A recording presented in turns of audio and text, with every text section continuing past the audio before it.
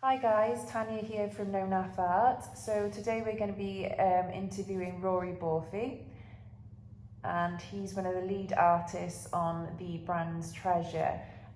So Rorie, can you tell us a little bit about yourself and your role within the project?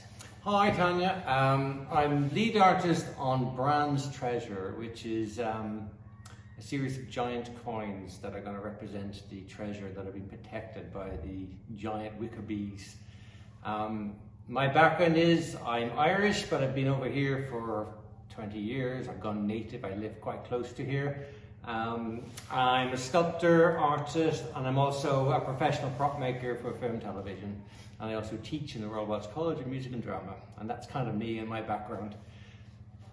Okay. So can you tell us what gave you the idea for the coins regarding the legend? So where the idea originated from?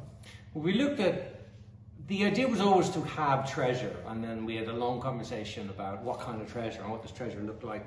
And we did a lot of research, and I looked at a lot of imagery, and you see a lot of these broken pots with like gold coins and copper coins pouring out of them. And we were looking at Celtic coins in particular, and there is a Celtic coin with a bee on it. So the coin idea started fairly quickly. We sort of liked the idea of these piles and stacks of coins. And then they just kept getting bigger and bigger and bigger till they ended up as giant coins. And they are rather giant. Very giant. Can you tell everyone more or less the process in which you made the bees? What type of materials that you use? Because I know there's been quite a few questions as we've been making them. Yeah, I sculpt, I'm a mold maker. As a type of sculpting, I tend to always work with molds. So I sculpted up the original coin in clay, and then made that in mold, and then I made that into plaster, and then I worked into the plaster, and then when I had a full-size copy of our coin, I put that in a silicone mold. It's a fairly big silicone mold with a fiberglass support, and then into that we pour a very special concrete mix to make this really beautiful concrete that's full of glass and has this metallic quality. And then we made a second mold so that we could produce these things fast enough. And so that's the process. In the end, it is just concrete poured into a silicone mold. So with the coins, there's a couple of different illustrations on there, isn't there? So what are they representing? We have the bee, which is a kind of a Celtic motif. There is a Celtic coin with this bee motif on it, and it also ties into the wicker bees that are protecting it. And then to kind of add into the Celtic mythology, on the reverse side of the coin is a depiction of the Celtic tree of life, which is this Celtic oak tree on the background, which is a sort of generic Celtic symbol. And then running around the rims of the coin is some Welsh text that runs all the way around it that references the Mabinogion and the mythology about Bran and his grave on Twmbarlwm mountain and the bees, and it sort of references that local history. How important do you think it is to the community to take ownership and have these types of legends and myths illustrated through creativity?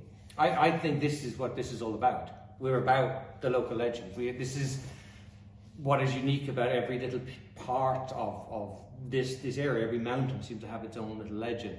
And as this area develops as this big recreational area, this is the community. This is where we come to, this is where we go, this is where we walk our dogs, this is where we talk about where the community came from.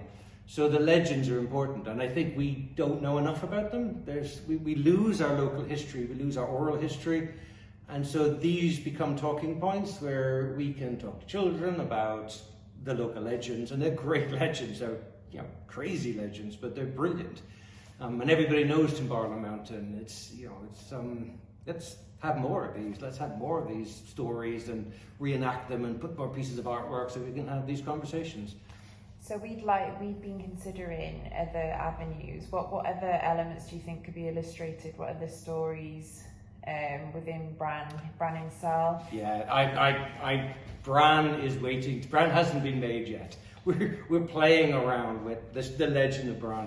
Well, there is a giant Silurian chieftain buried there, and we have to make Bran. And there's weapons, and there's the whole legacy. He has a crazy story, and it's well, we have to make Bryan somehow. There was a giant Celtic chieftain waiting to appear. You know, with his treasure, with his weapons, with his hoard. That's, yes, please, can we make that? Is there anything you'd like to add? It's just so nice to work with a collective of local artists in my back garden. I live around, I live a mile from here. Everybody who worked on this project is local to here. So the skills stay in the area. These are people who can walk to work in this